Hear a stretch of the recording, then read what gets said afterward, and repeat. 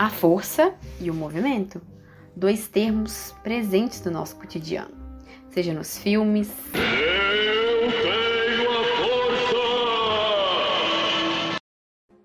força! Não essa força.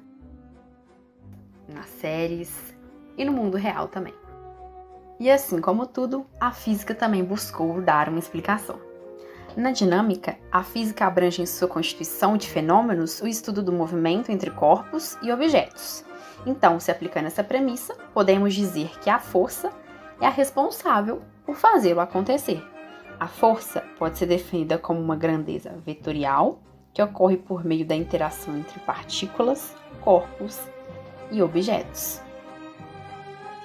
Desse modo, o pai da física moderna, Isaac Newton, em 1687, com a publicação de sua obra Princípios Matemática da Filosofia Natural, buscou explicar a relação entre força e movimento, e a partir disso, baseamos a nossa mecânica newtoniana em 3 leis, as 3 leis de Newton.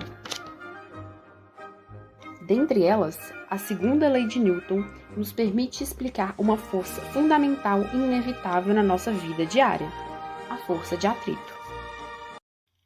Ao empurrarmos um livro sobre um plano, notamos que com o tempo a sua velocidade diminui até se anular. Isso significa que o livro sofreu uma aceleração paralela à superfície da mesa com um sentido oposto ao sentido da velocidade. Explicando isso pela segunda lei de Newton, deve ter existido uma força paralela à superfície da mesa com sentido oposto ao da velocidade.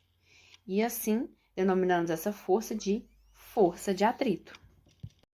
A força de atrito pode ser classificada como força de atrito estático ou cinético. Vamos observar. Um corpo estando em repouso, existe uma força de atrito estática atuando sobre ele. Ao aplicarmos uma força, se esse corpo não se mover, isso significa que não atingimos a força de atrito estático máxima. Ou seja, concluímos que a força de atrito estática é igual à força aplicada. Quando aplicamos uma força maior e o corpo se movimenta, dizemos que vencemos a força de atrito estático, e ao entrar em movimento, a denominamos como força de atrito cinético. As forças de atrito também devem-se às rugosidades entre as superfícies em contato. Essas irregularidades, elas são responsáveis pela força de atrito, dificultando assim o movimento dos objetos. Desse modo, concluímos que o atrito possui uma grande influência sobre o movimento dos corpos e objetos. Assim, iremos analisar. Podemos notar que, ao se acoplar um balão de plástico a um disco, e assim, ao tentar colocá-lo em movimento, nota-se que a distância percorrida do disco vai variar de acordo com a rugosidade da superfície, conforme podemos notar do disco e da mesa em questão. Ao se acoplar o balão e permitir a saída de ar, o mesmo peteleco ou batida aplicada aumenta sensivelmente a distância percorrida.